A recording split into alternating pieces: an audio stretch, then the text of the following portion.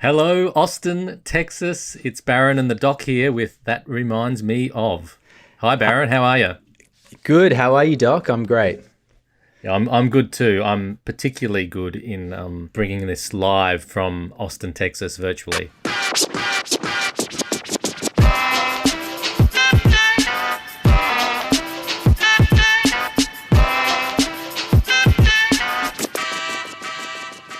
We are watching films from Austin Film Festival, which is amazing. Something you can't normally do. You can now watch those films with a film pass that costs $30 from your living room. How cool is that? Well, it's a bargain for starters, isn't it? It really is. My most known and beloved festival is MIF, the Melbourne International Film Festival, and that's much more expensive to get like a festival pass. Absolutely. You either get the pass, which is, I can't remember how many hundreds, or you can jump in and pay for films one at a time. And that, if you're a member, is still, I think, $12 a film. So for $30 to get access to, I think there's at least 15 or 20 films that aren't geo-blocked that we can watch. Probably 20. That's a great deal. And there's a lot more at the Melbourne Festival, clearly, but in a way, I don't mind it being a tighter field that we can, have seen a bigger proportion of the films. Absolutely. I totally agree. It's kind of made the whole choice about what we were going to watch and review. That whole thing was just a lot simpler this time around, wasn't it? Yeah. Well, it still wasn't easy. Like there were a few on the on the cutting room floor that I would have liked to watch, but totally agree. We picked about 9 or 10, yeah. Yeah, that's right. I mean, I wish there was more time, but that's what we can handle. So what's your impression of the festival so far, just the vibe of it compared to other festivals that you've been to? Well, it's, you never know until you've been to a festival, you never really know what the vibe of it is. And I think the panel of judges really sets a tone for what that festival is going to be like. And, we recently did the Melbourne International Film Festival, and that was, I thought, a very artsy film festival, very high quality in the films, but also really leaning into an artistic style and for artistic crowds that would love those sorts of films and have to really think quite hard while they were watching them. This festival, we are very arty in Melbourne, of course. That's true. We're an arty lot. This festival, I think these films are intended to be crowd pleasers a lot more. At least the first three that we've seen have kind of really leaned the other way, and they're also very indie. What were your thoughts, Doc?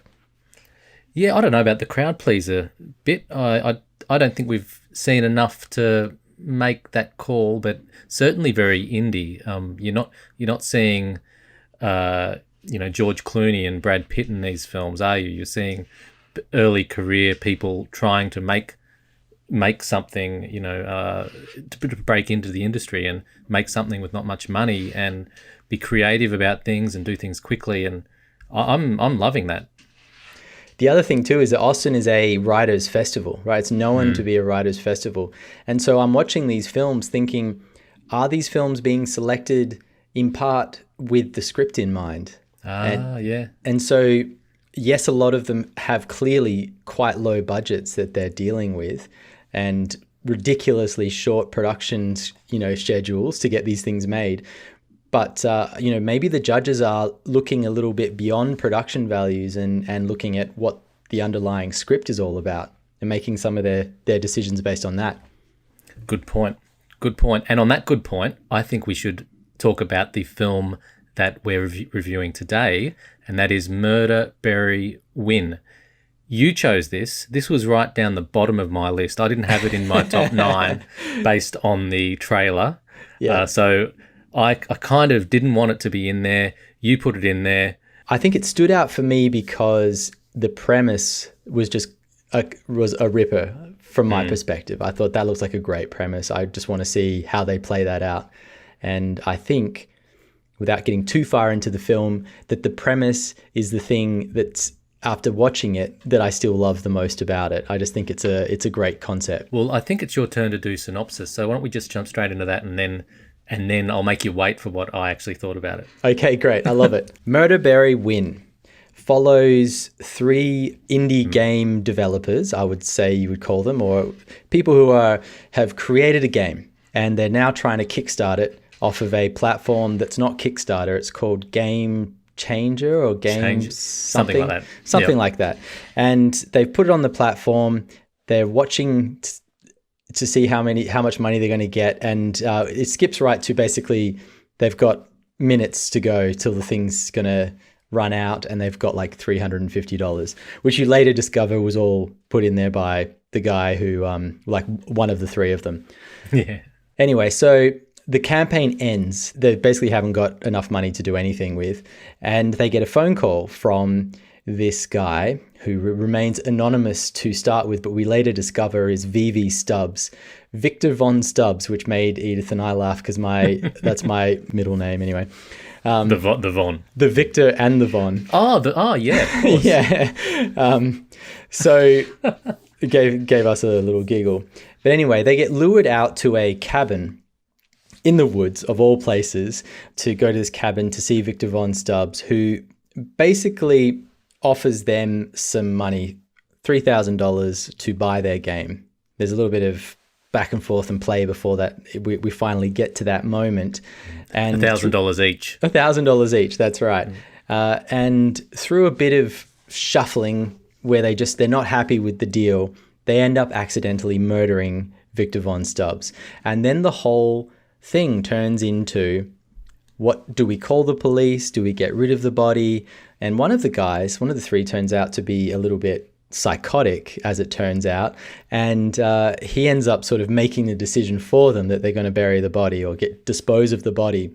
And then the 3 of them realize that they're perfectly equipped to do this because the game that they've developed that they were trying to sell is called Murder, Bury, Win. And it's all about murdering and getting away with it. So shenanigans ensue. A cop gets involved. He comes and, visits the cabin, and it looks like they're going to get caught, or maybe they won't. But ultimately what happens is the friendship between these 3 gets tested and falls apart horribly. It's just it's meant to be a laugh, I think. The whole thing's meant to be a lot of fun. And parts of that, I think, work really well. Other parts not so well. But I think that sums up the story, and I can't wait to hear what you think about it, Doc. Yeah, well, we should say, and I don't think we did at the start. Did we say it's spoiler heavy, this show? Oh, we didn't. That's normally your line, but we're spoiling it. We've completely skipped our normal show intro, which is that this is the show where the two of us talk about films and the films we're reminded of, and it's full of spoilers. I love the line, the quote of theirs: "We wrote the game on murder, and we can probably win if we play our cards right." That's right. Yeah, that was good. That was cool. Good. I had very, very low expectations. I saw the trailer and I saw a couple of the gags that they inserted into the trailer, and they didn't fly with me. I thought they were really lame. And I actually had 2 cracks at watching the film. I'd had a few drinks, and this was maybe Friday night, and I started watching it on my iPad. Mm-hmm. I got about 20 minutes in, and I really just wasn't enjoying it. I thought this was, not a good experience. And then I fell asleep, and then I started again the next day on the TV. Sorry, filmmakers, this is not the way your film was intended to be watched, but sometimes this is the way it happens. This is reality for you. You've got to hook people in no matter what, right? No matter where they're watching it. However, I then watched it on the big screen, the TV, and I really enjoyed the whole ride. I thought it was clearly it's not a big budget, star-studded cast, but I thought the actors were great. The script was good. There were a lot of funny moments. It kept me engaged all along, and it didn't take itself too seriously, I thought, and made you know that it didn't take itself seriously, and therefore any shortcomings I kind of forgave. Yeah, I think you're right. I think I was willing to give it tons of leeway myself as well. Kind of, once you see the sort of telltale signs of a low budget, likely a very short production schedule, like maybe they were shooting with 15 days or something, 20 days, who knows, and 4 actors who are giving it their best, right? Like once you see all these sorts of signs, you go, okay, well, clearly they're up against it, as you always are with indie filmmaking. So you got to let some of it slide, right? I think that the issues I had with it mostly came down to the edit. Okay. I feel like it was a little bit drawn out and slow, and that the whole thing could have been more fun with a tighter, punchier edit, and maybe just, I don't know, I got the feeling that I wasn't always getting the best takes or the best timing for the comedy, Like, it just didn't feel like it was all quite piecing together the way it was intended yet. Well, it was uncomfortable along the whole journey. Like the characters sort of almost jarred with you, and I thought maybe that's because we're not used to seeing them, and it's a different style of acting almost to what an A-list. It's more real, and you almost have to trick your brain into watching a different style of thing. And the film is sort of made at a level, like there's an intention with this film that it feels like it was meant to have like some stars in it. You know what I mean? Like, and they weren't able to get the stars, and that's nothing against the actors that are in there, but it just feels like it was sort of pitched at that level.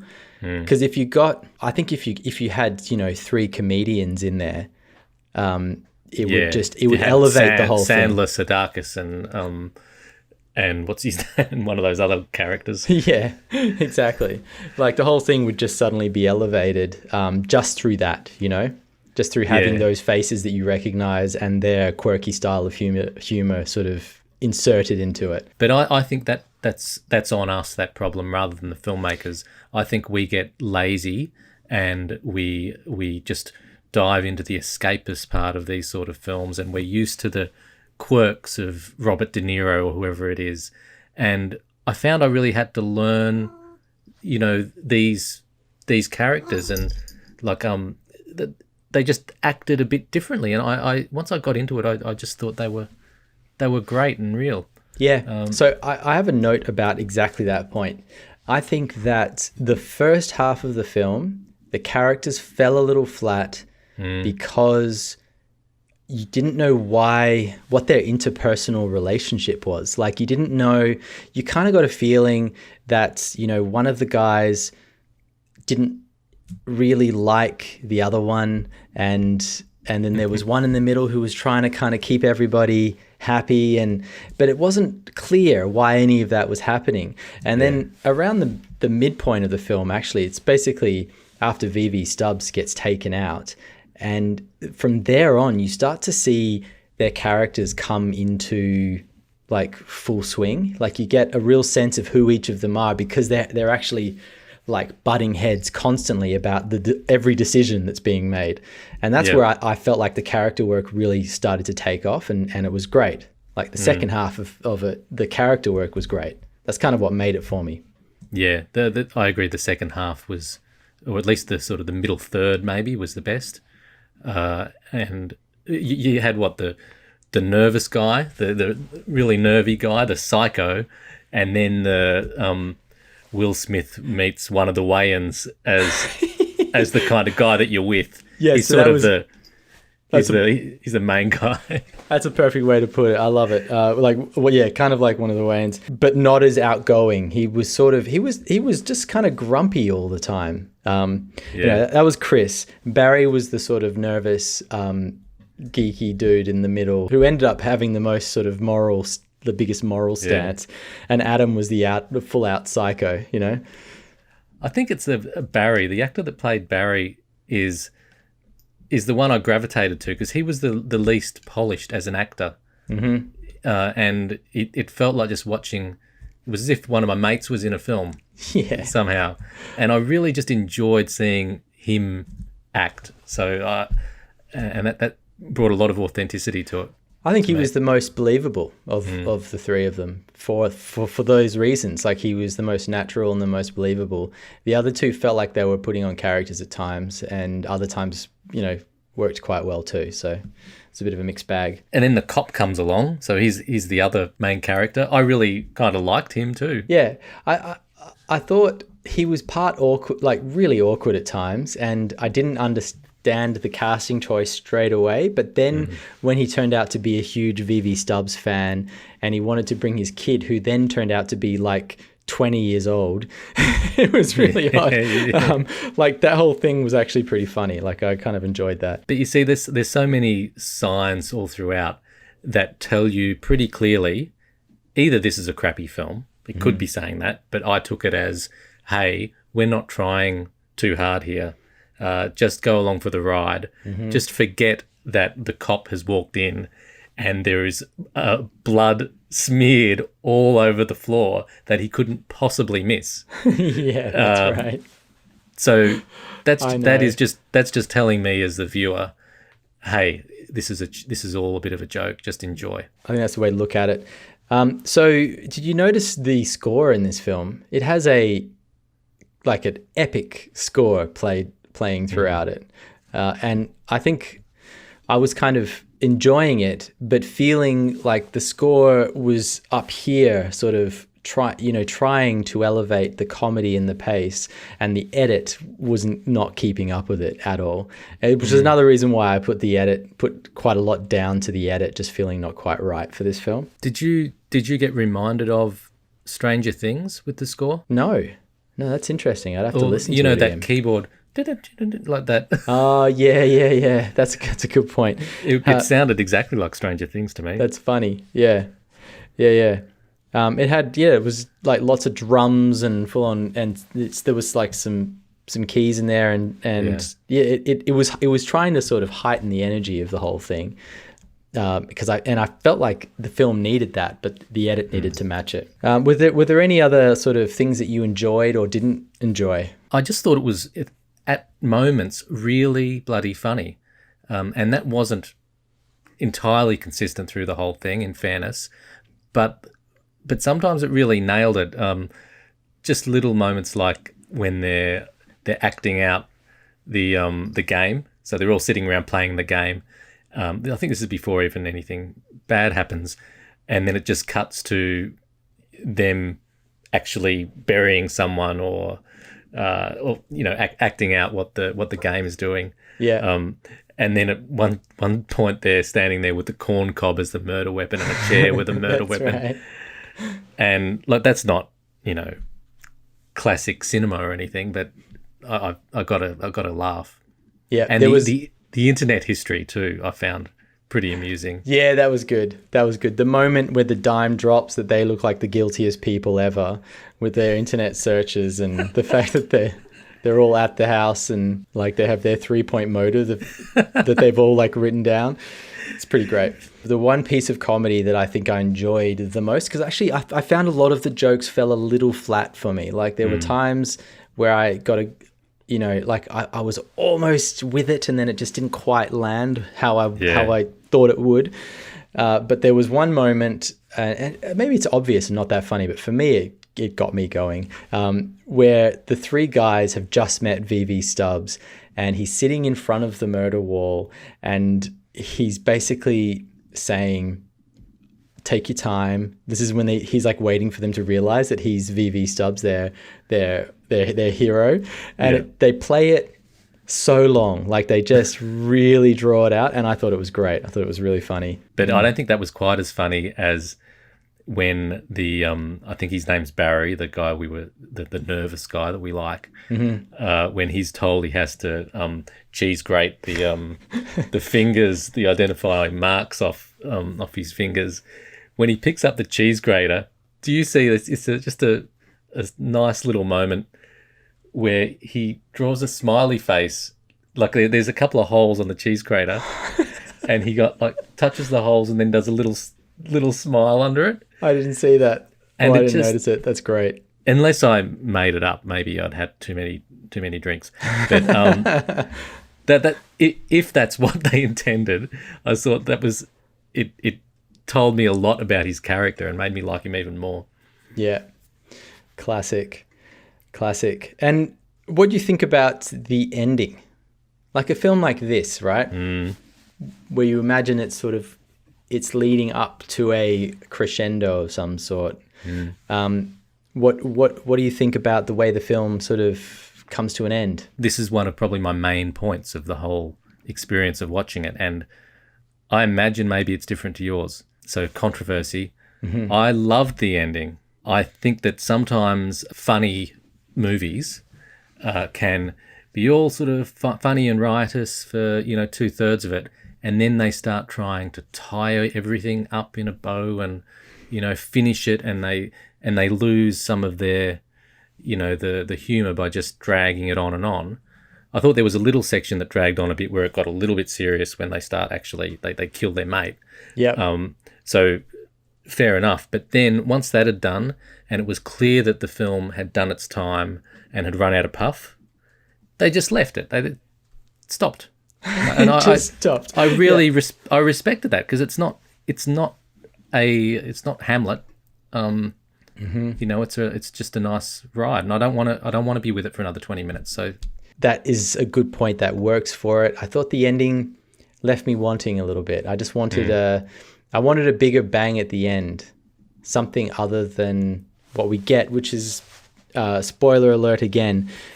It's Chris just basically walking into the game store and buying the game that has now been developed and is making tons and tons of money. I like that idea, but I just wanted a bigger moment out of it. I wanted more of a laugh somehow just at the end. Yeah, well, no, you're right. That's what it needed. I don't know. Like your first point was that the concept was so cool. Yeah. And really, what you remember from the movie is the setup and the concept and the laughs you get along the way. All this crap at the end about how they end it, I just don't think matters in these sort of films. So I just respected them not dwelling on it and just letting me, go to bed. It's good. I totally agree. Having enjoyed it, that's not a criticism, that's a compliment. Okay, and so now for you Austin people, if you're listening, this is where we talk about other things that we were reminded of normally. I think we can move on, Doc, don't you reckon? Yeah, we can. That's the name of the show. That reminds me of. So what did Murderberry Win remind you of, Baron? Well, honestly, I didn't have a great long list of things to kind of mull through and think about and bring to this. And normally we watch the film, we have a few days, but like with the festivals, we end up sort of having a little less time. So, but I was immediately drawn to the idea of Clue. And also the Tim Curry performance in Clue, and just Tim Curry in general, reminded me a little bit of V.V. Stubbs in this, just the over-the-top craziness of that character. And I just thought, like, that was the tone that it felt to me like this film was going for, and maybe was one of that style of film would be a reference for the filmmakers. That's a board game come to life concept. So I think that's got to be a reference, really. Absolutely. What about you, Doc? Well, I really just have a suite of types of films, and that's just the typical one where they accidentally kill someone, like on a bucks night or a bachelorette party or whatever it may be, and have to dispose of the body. Like I think there are so many you can't even you wouldn't even want to start trying. But perhaps the most recent one I've seen is Rough Night, I think it's called, which is normally it's the blokes on a stag night accidentally killing someone, but this one it's Scarlett Johansson and all her girlfriends accidentally killing the stripper, I think it was. And they of course they should call the cops, and they don't, and then they just wind themselves up in knots. Isn't that funny? That's like a subgenre of its own. We've seen this in films so many times, and of course they always do the wrong thing, exactly the wrong thing. And if they did the right thing, you wouldn't have a film. So it has to be the wrong thing. But like, it gets you every time, doesn't it? That concept gets you every time, watching them make stupid decisions. What I often judge these films on is how plausible they're able to make the actions of the characters. Like, right. So why have they not called the police? Oh, okay, they've got some reason about how bad it's going to look, Yeah, exactly. I thought with this one, that's where the browsing history came up. like you're just thinking this is ridiculous. Like they must call the cops. They've done nothing wrong. But when you see that browsing history, it's actually great.